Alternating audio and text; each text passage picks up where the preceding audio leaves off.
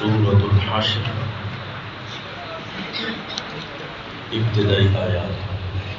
اعوذ باللہ من الشیطان الرجیم، بسم اللہ الرحمن الرحیم۔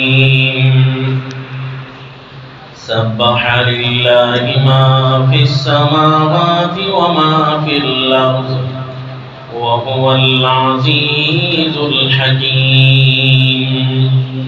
هو الذي أخرج الذين كفروا من أهل الكتاب من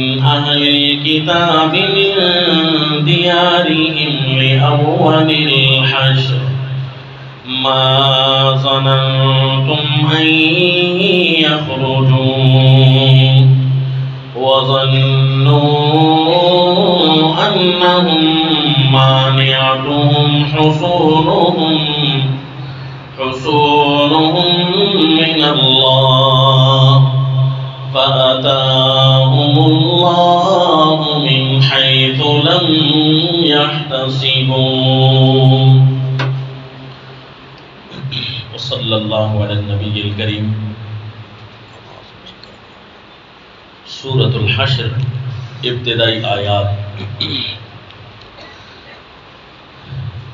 سلسلہ قصص القرآن میں واقعات امام الانبیاء صلی اللہ علیہ وسلم مدنی زندگی کے ان کا تسلسل جاری ہے۔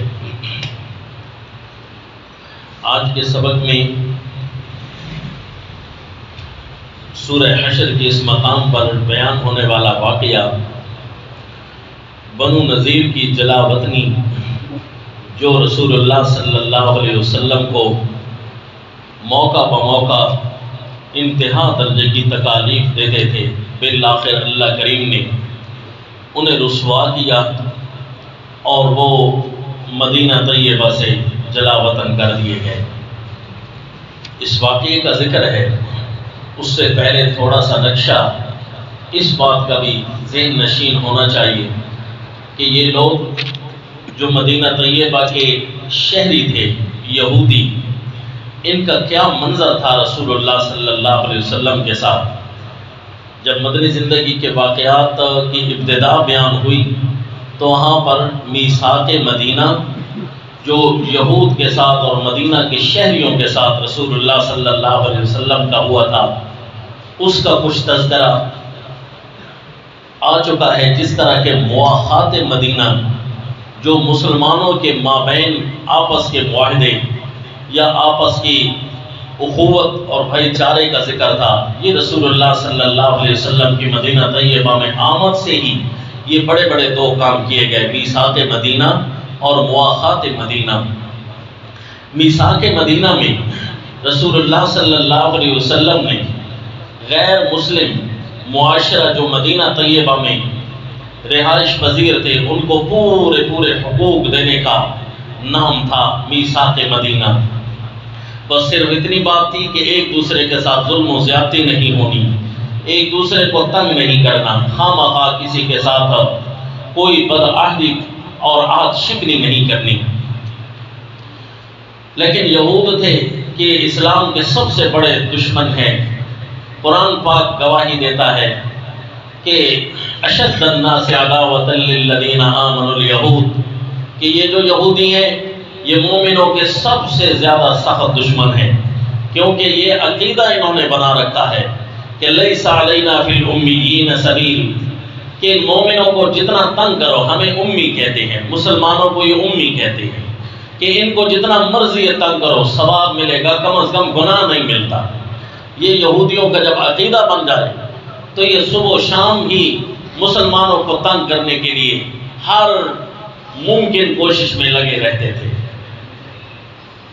رسول اللہ صلی اللہ علیہ وسلم جب غزوہ احد سے فارغ ہوئے تھے اور بدر کا موقع یہ 1-2 سال کے اندر چونکہ سامنے آ چکا تھا، مدینہ طیبہ کے یہود جو تھے یہ آپ صلی اللہ علیہ وسلم کے ساتھ بظاہر تو حلف لے کر حلیف بن کر رہتے تھے، لیکن ان کو اندر ہی اندر یہ آگ ستا رہی تھی کہ یہ کیسے سپر پاور بنتے جا رہے ہیں. کل یہ آئے ہیں ہمارے علاقے میں اور آج ان کو اتنی پاور ہو چکی ہے کہ بدر کا مارکا کر ڈالا، احد کا مارکا بہت بڑا. تو یہ اندر ہی اندر کہنے لگے یہ قریش تھے نا، ان کے ساتھ لڑے، ہمارے ساتھ لڑتے تو کام آتا. ایک ان میں یہودیوں کا قبیلہ تھا بنو قینقاع، یہ مالدار بھی تھا اور یہ لوگ اپنے آپ کو سپر پاور بھی سمجھتے تھے، بڑے طاقتور. تو رسول اللہ صلی اللہ علیہ وسلم کو تنگ کرنے کے لیے، صحابہ اکرام کو تنگ کرنے کے لیے کوئی نہ کوئی شرارت کرتے رہتے تھے. حتیٰ کہ احادیث طیبہ میں آتا ہے کہ ایک دفعہ مدینہ طیبہ میں کسی انصاری صحابی، ان کی بیوی کو انہوں نے سودا سلف لیتے ہوئے تنگ کیا. تو دوسرے ایک صحابی دیکھ رہے تھے کہ ہماری کسی مسلمان عورت کو تنگ کیا جا رہا ہے، تو ان سے یہ برداشت نہ ہو سکا اور وہ ٹوٹ پڑے یہود پر اور ایک یہودی کو مار ڈالا. یہودی بھی اکٹھے ہو گئے، انہوں نے اس صحابی کو شہید کر دیا. تو رسول اللہ صلی اللہ علیہ وسلم کو جیسے اطلاع ملی، اللہ کے نبی تشریف لے آئے اور فرمایا یہ تم نے کیا کیا ہے؟ اگر ایک آدمی نے ہاتھ اٹھایا ہے تو اس کی کوئی وجہ تھی یا کوئی وجہ نہیں تھی. اگر ہمارے کسی آدمی نے تمہیں مارا ہے تو اس کی وجہ کیا تھی؟ آخر ظاہر ہے تمہاری دشمنی تھی، تم نے بہت بڑا ظلم کیا، کسی کی عزت کو خراب کرنے کی کوشش کی، پھر اس پر اس سے بھی بڑی بات کہ تم نے اسے قتل بھی کر ڈالا ہے. اگر تم اسے پکڑ لیتے یا کوئی معاہدہ چلتا یا کوئی مقدمہ چلتا تو اگلی بات کرتے. یہ تم نے پہلے ظلم کیا اور پھر دوسرا ظلم بھی کیا. درمیان میں اس صحابی نے تو یہ بدلہ لینا تھا، یہ کام تو کرنا تھا جب کسی کی عزت کے ساتھ کھیلا جا رہا ہو. تو انہوں نے کہا جی وہ قریش تھے جن کے ساتھ تم بدر میں لڑ کر آئے ہو، ہمارے ساتھ لڑو گے تو پتہ چلے گا. تو رسول اللہ صلی اللہ علیہ وسلم نے اس جملے کو بد شکنی سے تعبیر کیا، عہد شکنی سے تعبیر کیا، بد عہدی، کہ تمہارا ہمارا لگتا ہے معاہدہ پھر ختم. انہوں نے کہا ختم کوئی نہیں. پھر اللہ کے نبی نے فرمایا ٹھیک ہے پھر دیکھ لیتے ہیں ہم تمہیں بھی. فوراً اللہ کے نبی نے اعلان جہاد کر دیا.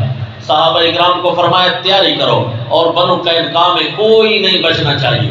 تو سارے بھاگے، یہ اپنے اپنے قلعہ بند ہو گئے کیونکہ ان کو اپنے مالدار ہونے پر اور جنگجو ہونے پر بڑا فخر تھا. بڑے بڑے مورچے اور قلعے انہوں نے بنا رکھے تھے. تو مورچہ زن ہو گئے، قلعوں میں بند ہو گئے. صحابہ اکرام نے محاصرہ ڈال دیا. تقریباً 15 دن تک محاصرہ رہا. کتنا ٹھہر سکتے تھے؟ پھر بالآخر ان کو آپس میں مذاکرات ہوئے. تو اللہ کے نبی صلی اللہ علیہ وسلم نے فرمایا یہ اگر یہیں رہتے ہیں تو روزانہ قتل و غارت ہوگی، ہم نے ان کو یہیں نہیں چھوڑنا. یہاں سے نکلنا چاہتے ہیں تو ہم ان کو معاف کریں گے. تو انہوں نے کہا جی یہاں سے ان کو جلا وطن کر دیا جاتا ہے، یہ یہاں سے نکلنے کے لیے تیار ہے. تو آپ صلی اللہ علیہ وسلم نے ان کے 700 آدمی تھے، تقریباً 300 ایسے تھے جو ان کے جنگجو زیرہ پوش لوگ تھے، جو 700 آدمیوں کا لشکر. اللہ کے نبی نے ان کو جلا وطن کر دیا. شام کے کسی علاقے میں جا کر یہ رہنے لگ گئے. لیکن دوسرے جو یہود تھے وہ اتنے زیادہ طاقتور نہیں تھے، ان پر کچھ روب طاری ہو گیا، لیکن وہ اندر ہی اندر شرارتوں کے لیے پورے تھے، کیونکہ انہیں غصہ تو تھا، غم تو تھا کہ آج ان کے ساتھ، ہمارے ہم مسلک لوگوں کے ساتھ یہ زیادتی ہوئی ہے، چڑھائی ہوئی ہے. تو رسول اللہ صلی اللہ علیہ وسلم اپنے پورے کے پورے حلف کے ساتھ ان کے ساتھ رہتے، جس طرح کے حلف انہوں نے اٹھایا تھا. ان میں ایک بنو قریظہ اور دوسرا بنو نذیر، یہ دو بڑے بڑے قبیلے تھے، ان کے بڑے بڑے محلات تھے مدینہ طیبہ میں. ان میں جو بنو نذیر تھے ان کی طرف خصوصاً اور باقی یہود کی طرف عموماً قریش مکہ نے خط لکھا تھا، کہا تھا کہ تم نے اپنے اس آدمی کے ساتھ، یعنی رسول اللہ صلی اللہ علیہ وسلم کی طرف اشارہ کر کے کہا اس آدمی کے ساتھ تم خود دو ہاتھ کر لو تو ٹھیک ہے، ورنہ ہم جب چڑھائی کریں گے تو تمہیں بھی نہیں چھوڑیں گے اور انہیں بھی نہیں چھوڑیں گے. لہذا ہم تمہیں وارننگ دیتے ہیں کہ اپنے شہر سے ان کو نکالو، ان کو مارو، ان کو توڑو. تو انہوں نے بھی ٹھان لی کہ پہلے بھی غم و غصہ دلوں میں تھا، اب یہ قریش مکہ بھی ہمارا ساتھ دے رہے ہیں، تو پھر اس کا مطلب یہ ہے کہ موقع بہ موقع ہم ان کو خراب کریں گے. چنانچہ قرآن پاک میں ان یہود کی مختلف انداز میں شرارتوں کا کثیر تعداد میں ذکر ہے۔ یعنی اللہ کے نبی پوری کوشش کرتے تھے کہ موافقت کریں اہل کتاب کے ساتھ۔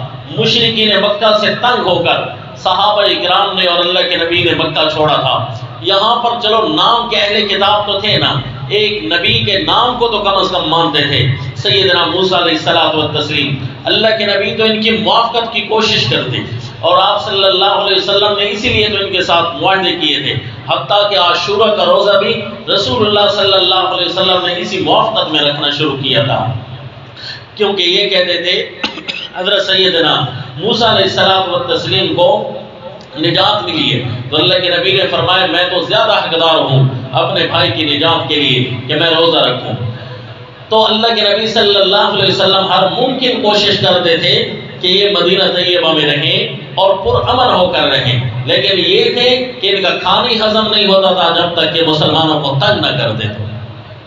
بالآخر رسول اللہ صلی اللہ علیہ وسلم ایک موقع پر جب ایک صحابی سے 2 بندے مارے گئے تھے، کسی علاقے کے اندر لڑائی ہوئی تھی، تفصیلی واقعہ اس کا الگ، تو صحابی کے ذمہ دیت بنتی تھی جس کی دیت 2 آدمیوں کی رسول اللہ صلی اللہ علیہ وسلم صحابہ اکرام مسلمانوں نے ادا کرنی تھی، کیونکہ ہمارے ایک آدمی نے اس پر دیت دینا لازم آ چکا ہے، اور معاہدہ کے مطابق انہوں نے بھی دیت میں شریک ہونا تھا بنو نذیر نے۔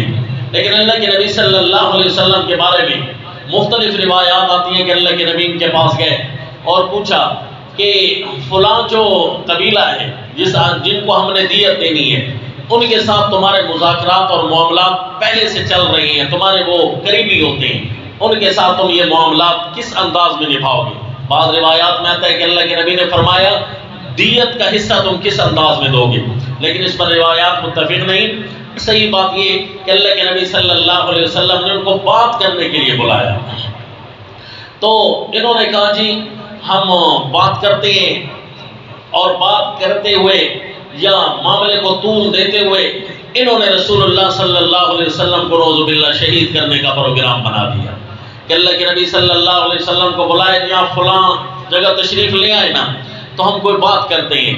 تو وہاں پر ایک آدمی کو تیار رکھا کہ تو پہاڑی کے نیچے جب اللہ کے نبی پہنچے تو اوپر سے پتھر لڑکھڑانا۔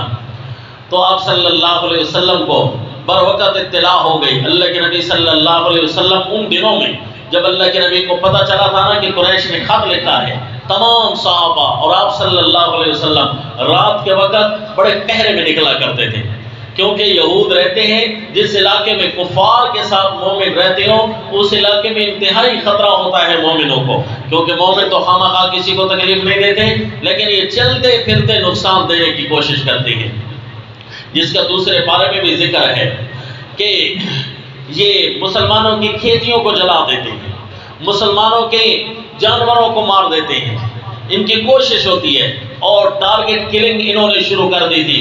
بعض اوقات صحابہ اکرام کی شہادت کی خبر آ جاتی، فلاں علاقے میں، فلاں جگہ پر، فلاں باغ میں، فلاں جنگل میں لاش پڑی ہوئی ہے جی، پتہ چلتا صحابی کی ہے، کس نے مارا ہے کوئی پتہ نہیں۔ تو یہ ٹارگٹ کلنگ بھی یہ ظالم کرتے تھے۔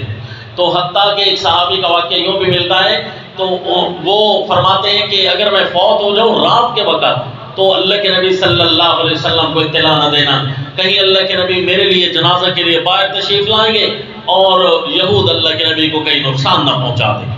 یعنی اتنے صحابہ اکرام محتاط ہوتے تھے۔ تو رسول اللہ صلی اللہ علیہ وسلم نے فرمایا یہ تمہاری اور بدعادی ہو چکی ہے، تم نے معاملہ توڑ دیا ہے، تم نے بھی بنو قینقاع کی طرح، کیونکہ تم نے مجھے مارنے کے لیے یہ ایک مورچہ لگایا تھا۔ انہوں نے کہا نہیں جی، اصل میں ہمیں ایک موقع دیا جائے تاکہ آپ اور ہم ایک میز پر بیٹھ کر اسلام کے اوپر گفتگو کریں، مناظرہ کرتے ہیں، جو اگر ہمارے کچھ علماء آئیں گے ان کو اگر آپ سمجھا سکیں، وہ راضی بازی ہو گئے تو ہم سارے مسلمان ہو جائیں گے۔ تو آپ صلی اللہ علیہ وسلم نے فرمایا کیا گارنٹی ہے کہ تم واقعی مناظرہ کرنا چاہتے ہو؟ میں ایک آدمی کے آیا تھا اور تم نے مارنے کے لیے یہ شرارت کی تھی، اب کیا تم نہیں کرو گے؟ انہوں نے کہا اچھا ایسا ہے بھائی، چند آدمی، 2-4 آدمی آپ کے، 2-4 آدمی ہمارے، وہ کسی الگ تھلگ جگہ پر بیٹھیں گے اور مناظرہ کریں گے اسلام کی حقانیت پر۔ تو رسول اللہ صلی اللہ علیہ وسلم نے جب تیاری فرمائی تو اللہ کے نبی بھی تو ماہر حرب تھے، آپ صلی اللہ علیہ وسلم بھی تو امیر المجاہدین بھی تھے، جس طرح سید المرسلین ہیں صلی اللہ علیہ وسلم۔ تو اللہ کے نبی نے اطراف میں اخبار چلا دی اپنی، اور اپنے ماہرین سے پتہ چلا کہ یہ مناظرے کی کسی بھی تیاری میں نہیں ہے، بلکہ انہوں نے چند لشکر چھپا کر رکھ دیے ہیں، جہاں سے بھی آپ گزریں گے یا آپ پر حملہ کر دیں گے۔ تو آپ صلی اللہ علیہ وسلم نے ان کے خلاف بھی اعلان جہاد فرما دیا۔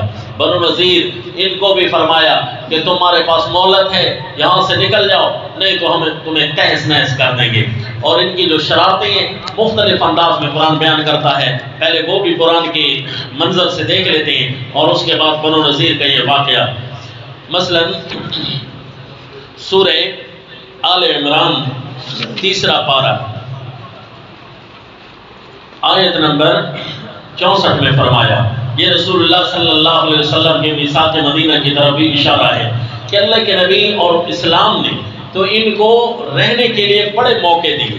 مثلا اس آیت میں ذکر آتا ہے، فرمایا اعوذ باللہ من الشیطان الرجیم بسم اللہ الرحمن الرحیم قل یا اہل الکتاب تعالوا الی کلمۃ سواء بیننا وبینکم الا نعبد الا اللہ ولا نشرک به شیئا ولا يتخذ بعضنا بعضا اربابا من دون اللہ۔ سورہ آل عمران آیت نمبر 64۔ فرما دیجئے میرے پیغمبر، یا اہل الکتاب، اے اہل کتاب، یہودیوں اور عیسائیوں ساروں کو خطاب ہے، تعالوا الی کلمۃ سواء بیننا وبینکم، اور ایک متفقہ بات کی طرف تمہارے اور ہمارے درمیان وہ متفقہ ہے، تمہاری کتابوں میں بھی وہی لکھی ہے، ہمارے قرآن کا بھی وہی مسئلہ ہوگا۔ کیا متفقہ بات؟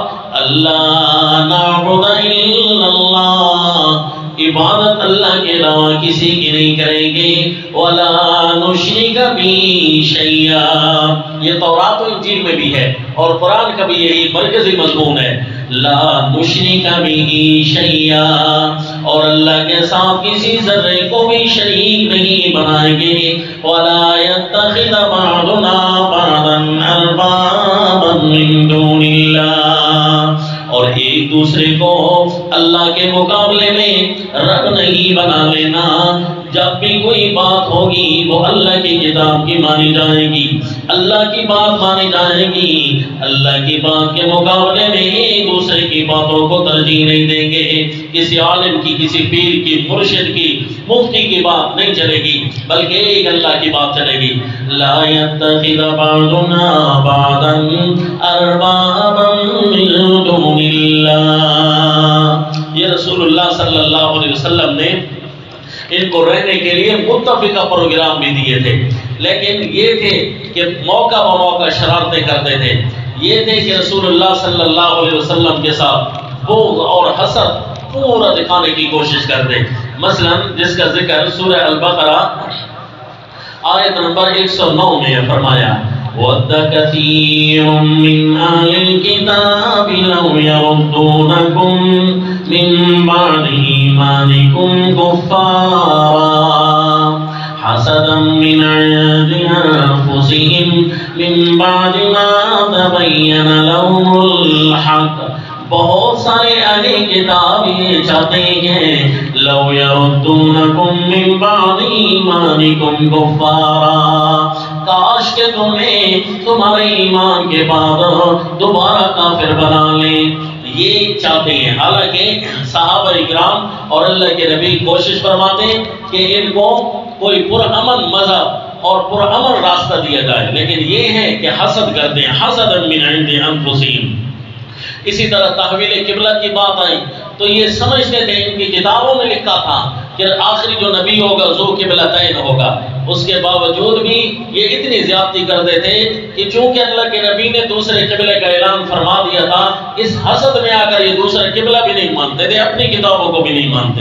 مثلا سورہ البقرہ آیت نمبر 145 میں فرمایا وَلَئِنْ أَتَيْتَ الَّذِينَ أُوتُوا الْكِتَابَ بِكُلِّ آيَةٍ مَا تَبِعُوا قِبْلَتَكَ وَمَا أَنْتَ بِتَابِعٍ قِبْلَتَهُمْ، اور اگر آپ دے دیں ان اوتوا الکتاب کو، ان کتاب اہل کتاب کو ہر دلیل بھی دے دیں کہ یہ واقعی قبلہ تبدیل ہونا ہے، ما تبعوا قبلتک، اے میرے پیغمبر یہ آپ کی قبلہ کی پیروی نہیں کرنے والے۔ رسول اللہ صلی اللہ علیہ وسلم بیت المقدس کی طرف بھی منہ کر کے نماز پڑھتے تھے مدینہ طیبہ میں آمد پر اللہ کریم کے حکم سے، لیکن 17 مہینے کے بعد حکم ملا کہ آپ نے بیت اللہ کی طرف منہ کر کے نماز پڑھنی ہے۔ تو ان کی کتابوں میں بھی لکھا تھا کہ ایک نبی آئے گا جس کا دار الہجرت یہی ہوگا، جس کا پرانا نام یثرب اور نیا نام مدینہ الرسول صلی اللہ علیہ وسلم ہے، اور وہ نبی ذو قبلتین ہوگا۔ لیکن یہ بات جب ان کے سامنے آشکارا ہوتی ہے تو یہ اس کا انکار ہی ہو گیا، کہیں نبی کی تصدیق میں کرنی پڑے، یعنی یہ اتنی زیادہ ضد اور حسد کرتے تھے۔ اس پر پھر قرآن پاک نے ایک دفعہ صحابہ اکرام کو یوں متنبہ فرمایا، مثلا سورہ آل عمران آیت نمبر 100 میں فرمایا یا ایھا الذین آمنوا ان تطیعوا فریقا من الذین اوتوا الکتاب یردوکم بعد ایمانکم کافرین۔ اے ایمان والو، اگر تم نے کہنا مان لیا اہل کتاب کے کسی گروہ کا، اگر تم نے کہنا مان لیا یردوکم بعد ایمانکم کافرین، ان کی ہر بات، ان کی ہر پالیسی، ان کا ہر قول، اس کا خلاصہ یہ ہوگا کہ تمہیں ایمان کے بعد کافر بنا دیں۔ ان کے کسی بھی مشورے کو، ان کے کسی بھی عقیدے کی عبارت کو نہ ماننا، یہ ایسی شرارت کھیلیں گے کہ تمہارے اس عبارت کے اندر کفر ڈال دیں گے، تمہیں ایسے عقیدے کے پیچھے چلائیں گے کہیں نہ کہیں سے تم کافر بن جاؤ، ان کی کوشش ہوگی۔ اللہ یعوذ باللہ۔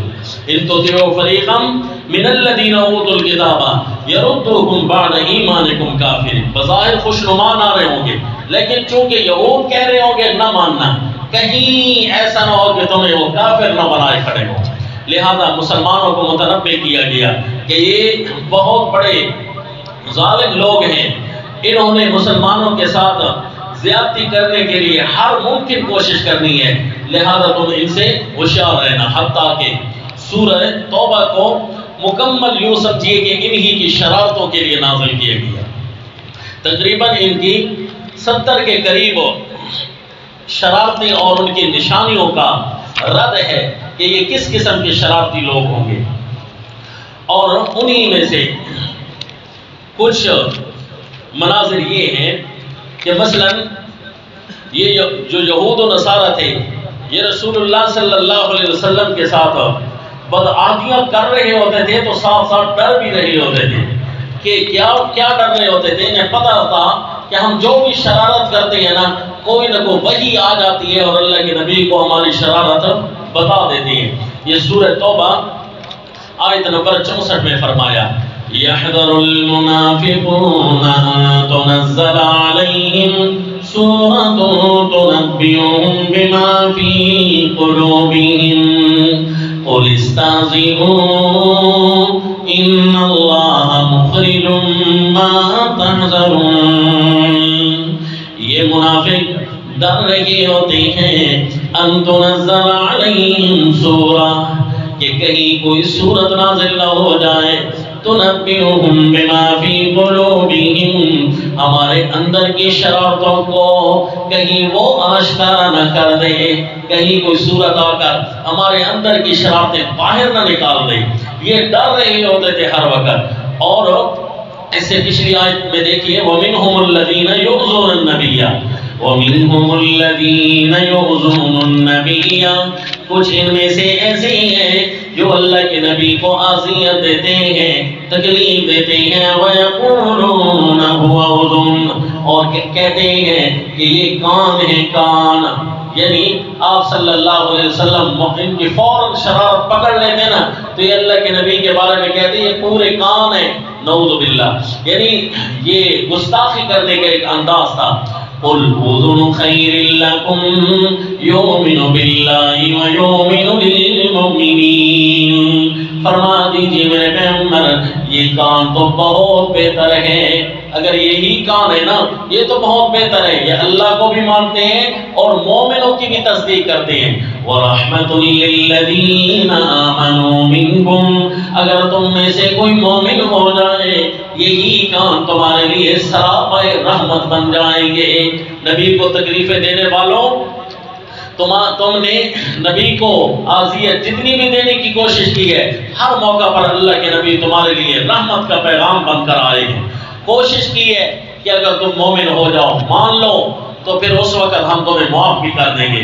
حتیٰ کہ انہوں نے ایک مسجد بھی بنائی تھی، منافق ان کے کچھ جمع ہو گئے تھے، بظاہر کہتے تھے کہ ہم مومن ہیں جی، اذیت دینے کے لیے انہوں نے ایک مسجد بنائی تھی جس مسجد کو مسجد زرار کہتے ہیں، اس کا ذکر بھی اسی سورہ توبہ میں ہے۔ غرض یہ سارے نقشے نہیں دکھا سکتا، وقت مختصر ہے، کیونکہ اصل یہ دکھانا ہے محرکات اور اسباب کہ بنو نذیر کو جلا وطن کرنے کا جو واقعہ قرآن میں موجود ہے، اس کے اصل محرکات کیا تھے، اس کے اصل اسباب کیا تھے۔ اس کے اصل اسباب یہی تھے کہ یہ درندگی کرتے تھے ہر موقع پر، اور کسی بھی محلے اور گلی میں کوئی ایک بندہ بھی شریر رہنے والا ہونا، ایک وہ ہوتا ہے اور محلے میں 100 بندے اسی سے تنگ ہوتے ہیں۔ 100 شریفوں کی زندگی ایک آدمی نے اجیرن کر رکھی ہوتی ہے، تو پھر ظاہر ہے پھر جب تنگ آمد بجنگ آمد، جب کوئی تنگ آتا ہے تو پھر اس وقت جنگ تو ہوتی ہے، بالآخر کوئی کتنا برداشت کرتا ہے۔ انہوں نے تو حد کر دی تھی کہ صحابہ اکرام کو مارتے تھے، شہید کرتے تھے، صحابیات کو تنگ کرتے تھے، حتیٰ کہ ازواج مطہرات راستے میں اگر چل رہی ہوتی ان پر بھی جملے کستے تھے، جس پر پردہ کی آیت نازل ہوئی تھی کہ ذَلِكَ أَدْنَىٰ أَن يُعْرَفْنَ فَلَا يُؤْذَيْنَ، کہ یہ ایک انتہائی قریبی معاملہ ہے کہ جب کوئی برقعے میں جا رہا ہوگا، پردے میں جا رہا ہوگا، تو کم از کم منافق تنگ نہیں کر سکیں گے صحابیات کو، اللہ کے نبی کے ماننے والوں کو اور ازواج مطہرات کو۔ اور پھر قرآن نے وہاں بھی اشارہ کیا لَإِن لَّمْ يَنْتَهِ الْمُنَافِقُونَ وَالَّذِينَ فِي قُلُوبِهِم مَّرَضٌ وَالْمُرْجِفُونَ فِي الْمَدِينَةِ لَنُغْرِيَنَّكَ بِهِمْ ثُمَّ لَا يُجَاوِرُونَكَ فِيهَا إِلَّا قَلِيلًا، اگر یہ منافق باز نہ آئے اپنی شرارتوں سے، بظاہر تو کہتے ہیں جی ہم تمہارے ہیں، لیکن حقیقت میں یہ یہود اپنا پورا کا پورا بوجھ پال رہے ہوتے ہیں۔ تو میں اپنے ساتھیوں کو ایک اہم نقطہ کی طرف توجہ دلاؤں گا کہ اس وقت روئے زمین پر یہود کا اعلان ہے کہ ساری زمین پر ہماری حکومت چل رہی ہے۔ وہ اپنے گریٹر اسرائیل کا منصوبہ عملی طور پر پورا کر چکے ہیں۔ تو کیا خیال ہے کہ وہ منافق انہوں نے نہ پھیلا رکھے ہوں گے؟ ان کا تو کام ہے جہاں ان کا بس چلتا ہے وہاں وہ قتل و غارت کرتے ہیں، اور جہاں ان کا بس نہیں چلتا وہ اپنے منافقین پھیلا دیتے ہیں۔ تو مسلمان علاقوں میں انہوں نے ایسے منافقین پھیلا رکھے ہیں کہ جن کو سمجھنا بہت بڑی مہارت ہے، اور چونکہ یہ دجالی لشکر ہے اور دجل کو پہچاننے کے لیے میرے نبی نے ایمان کو شرط قرار دیا کہ یہود کی شرارتیں دجال کے دجل کو پڑھنے کے لیے ضروری ہے کہ بندہ مومن ہو، ورنہ انہی کی شرارت کو عین اسلام سمجھ بیٹھے گا۔ اللہ یاد باللہ، کتنے کچھ فرقے ہیں جو یہود نے لانچ کر رکھے ہیں اس وقت، اور سب کا کام ایک ہی ہے کہ مسلمانوں کو کمزور کرنا، انہی کے ووٹر سپورٹر بن کر مسلمانوں کا نام لے کر انہی کو مارنا۔ اس کی موجودہ جو صورت ہے وہ جنگ عظیم سوم کے نام سے اس وقت موجود ہے، اور اس کو 5th جنریشن وار بھی کہتے ہیں۔ یہ جو وار چل رہی ہے اس وقت دنیا کے کسی بھی حصہ میں پاک و ہند ہو یا عرب کے کسی علاقوں میں ہو یا شیعہ علاقوں میں ہو، کیونکہ روئے زمین پر یہی اسلام کی طرف منسوب ممالک پائے جاتے ہیں، اسلام کی طرف منسوب ہونے والے، کچھ عرب ہیں تو کچھ فارسی ہیں اور کچھ عجم کے علاقے ہیں۔ تو ان کے اندر جتنی بھی شورش پائی جائے وہاں باقاعدہ ہوشیار رہنا کہ جہاں ان کی حکومت ہوگی وہ پنجہ یہود کے تحت چل رہی ہوگی، وہ نہیں ممکن کہ مسلمانوں کی خیر خواہ ہو، کیونکہ باقاعدہ طور پر وہ اپنے منافق بٹھا رکھے، کیونکہ گریٹر اسرائیل اپنی زمین کے کسی حصہ میں کسی مسلمان کو کم از کم نہیں چھوڑے گا، وہ جتنے بھی حکمران ہوں گے وہ انہی کے لانچ کردہ ہوں گے۔ تو اس لیے ان کے کسی بھی شوشے میں نہ آنا، کسی بھی ملک میں رہتے ہو، اسلامی ملک میں جہاں بھی آپ رہتے ہو، وہاں کے حکمرانوں کے شوشے میں نہ آنا، کیونکہ یہ اصل یہود کی زبان استعمال کرنے والے منافقین ہوں گے، چاہے وہ عرب کے ہوں چاہے وہ عجم کے ہوں۔ ان ساروں کا یہود کا پروگرام کرنا ہی مقصود ہوگا کہ مسلمانوں کو پیس ڈالو، کسی علاقے میں مسلمانوں انہیں مار ڈالو۔ تو دنیا میں جہاں جہاں بھی مسلمانوں کا خون بہ رہا ہے، یاد رکھنا براہ راست یہود یا یہود کے کارندے بظاہر جو آپ کے ہم نوا بنیں گے اور آپ کے اگوان بنیں گے وہی ہوں گے جو آپ کا خون کر رہے ہوں گے۔ یہ ہے یہود جن کی شرارتیں قرآن بیان کرتا ہے، لیکن اس دجل کو پہچاننے کے لیے ضروری ہے کہ ایمان موجود ہو، اور اگر ایمان کی موجودگی کس چیز کو کہتی ہے؟ ایمان اس چیز کو کہتے ہیں جس کو قرآن ایمان کہتا ہے، اور اس کے علاوہ جس کو لوگ ایمان کہتے ہیں قرآن نے اس کے لیے لفظ استعمال کیا ہے قُلْ لَا تُؤْمِنُوا وَمَا هُمْ بِمُؤْمِنِينَ، یہ نہ کہو کہ ہم مومن ہیں، یہ مومن نہیں ہے۔ مومن تو اس کو کہتے ہیں جس کو قرآن مومن سمجھتا ہے، لہذا اپنے ایمان کی بھی فکر کریں اور دعا کریں کہ اے اللہ ہمیں واقعی مومن بنا جس طرح کے مومن کہلوانے کا حق ہے قرآن کی نظر میں۔ تو اب یہود نے جب شرارتیں شروع کی، اللہ کے نبی نے ان کو جلا وطن ہونے کا حکم فرمایا۔ انہوں نے کہا ہم اتنے بڑے لوگ ہیں، ہم کیسے جلا وطن ہوں؟ ہم نہیں جلا وطن ہوتے۔ تو رسول اللہ صلی اللہ علیہ وسلم نے فرمایا ٹھیک ہے پھر آؤ مقابلہ کرتے ہیں، لیکن مقابلہ کی بھی ان میں سکت نہ رہی۔ اسلام کے شیروں کا کون مقابلہ کرتا ہے جب یہ اپنی جان کو ہتھیلی پر رکھ کر نکلتے ہیں؟ صحابہ اکرام اور میرے نبی اور تمام مومنوں کے اللہ نے شان بڑھائی ہے، انتم الاعلون ان کنتم مؤمنین سنلقی فی قلوب الذین کفروا الرعب بما اشرکوا باللہ، کیونکہ مشرک ہیں اور مشرک کے دل میں تمہارا رعب ہوگا۔ تو لہذا ایسا رعب طاری ہوا کہ یہ قلعے بند ہو گئے، اپنے اپنے قلعوں میں جا کر گھس گئے، بند ہو گئے، اور وہیں پر مسلمانوں کو گالیاں نکالتے نعوذ باللہ، اور وہیں سے کوئی نہ کوئی تیر چلانے کی کوشش کرتے۔ اللہ کے نبی صلی اللہ علیہ وسلم نے فرمایا محاصرہ تو ہم چھوڑنے والے نہیں ہیں، تمہاری اینٹ سے اینٹ بجائیں گے، تمہیں ماریں گے کاٹیں گے، کیونکہ تم نے بہت زیادتیاں کی ہیں، ایک ایک صحابی کو تم نے چن چن کے مارنے کی کوشش کی ہے، تم نے ہمیں بہت زیادہ تنگ کیا ہے، لہذا اب تم ہمارے ہاتھ سے کم از کم بچنے والے نہیں ہو، کیونکہ ہمارے اللہ نے ہمیں حکم فرما دیا ہے۔ اور اس کی آیات کا منظر یہ ہے، فرمایا وَالَّذِي أَخْرَجَ الَّذِينَ كَفَرُوا مِنْ أَهْلِ الْكِتَابِ مِنْ دِيَارِهِمْ لِأَوَّلِ الْحَشْرِ، وہی اللہ ہے جس نے ان کافروں کو نکالا۔ کون سے کافر؟ من اہل الکتابی، جو اہل کتاب ہونے کا دعویٰ رکھتے ہیں، من دیارہم، اللہ نے ان کو اپنی بستیوں سے نکالا، لأول الحشر، پہلے حشر کے وقت۔ پہلا حشر یہ بنو نذیر کا حشر کہتے ہیں۔ ما ظننتم ان يخرجوا وظنوا انهم مانعتهم حصولهم من اللہ، لوگوں کی بھی نظر یہ تھی یہ تو نکلنے والے نہیں ہیں، چاہے ہم جتنا بھی زور لگا لیں یہ یہود یہاں سے نہیں نکلیں گے۔ اے صحابہ بظاہر تمہارے خیال میں یہی تھے کہ یہ کم از کم یہاں سے نہیں نکلیں گے، کیونکہ یہ تو یہاں کے بہت بڑے رہائشی ہیں۔ وَظَنُّوا أَنَّهُمْ مَانِعَتُهُمْ حُصُولُهُمْ مِنَ اللَّهِ، اور یہ بھی گمان کر رہے تھے کہ ہمارے قلعے اتنے مضبوط ہیں یہاں سے ہمیں کوئی نہیں نکال سکتا۔ مَانِعَتُهُمْ حُصُولُهُمْ مِنَ اللَّهِ، ان کو اپنی عمارتوں پر یہ ناز تھا کہ اللہ سے بچا لیں گی۔ فَأَتَاهُمُ اللَّهُ مِنْ حَيْثُ لَمْ يَعْتَسِبُوا، تو اللہ بھی ایسے آئے، اللہ بھی ایسے عذاب لے کر آئے کہ لَمْ يَعْتَسِبُوا، ان کے فہم و گمان میں بھی نہیں تھا۔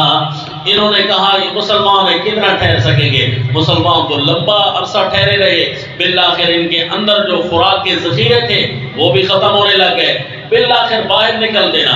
وَقَذَفَ فِي قُلُوبِهِمُ الرُّعْبَ، اور ان کے دلوں میں رعب آ گیا مسلمانوں کا، يُخْرِبُونَ بُيُوتَهُمْ بِأَيْدِيهِمْ وَأَيْدِي الْمُؤْمِنِينَ۔ بالآخر انہوں نے کہا جی ہم مذاکرات کرتے ہیں۔ آپ صلی اللہ علیہ وسلم نے فرمایا ہو، کیونکہ اللہ کے نبی کی پوری چاہت ہوتی تھی کسی نہ کسی طریقے سے خون ریزی نہ ہو۔ یہ دہشت گرد تو مجبور کرتے ہیں خون ریزیوں پر، چنانچہ اللہ کے نبی صلی اللہ علیہ وسلم نے ان کی دہشت گردی کے باوجود انہیں فرمایا کہ نیچے اتر آؤ، مذاکرات کرتے ہیں۔ کیا مذاکرات؟ انہوں نے کہا جی ہم یہ علاقہ چھوڑیں گے، ہمیں صاف راستہ دے دیا جائے، ہمیں کچھ نہ کہا جائے تو ہم یہاں سے نکلتے ہیں۔ آپ صلی اللہ علیہ وسلم نے فرمایا ٹھیک ہے یہاں سے نکلو، جو سامان تم اٹھا کر لے جا سکتے ہو یہاں سے لے جاؤ۔ اور اس سے پہلے جب انہوں نے نکلنے کی پہلے تو سوچی نہیں تھی نا انہوں نے کہ ہم یہاں سے نکلیں گے، لیکن اللہ کے نبی نے ایک کام کروایا تو اس وقت انہوں نے کہا لگتا ہے اب یہاں ہم نہیں ٹھہر سکتے، تب انہوں نے مذاکرات کی کال کی۔ وہ کیا وجہ تھی کہ آپ صلی اللہ علیہ وسلم نے حکم دیا، اللہ کی طرف سے حکم آیا ہے کیا جی؟ ما قطعتم من لینۃ او ترکتموها قائمۃ علی اصولها فبإذن اللہ ولیخزی الفاسقین۔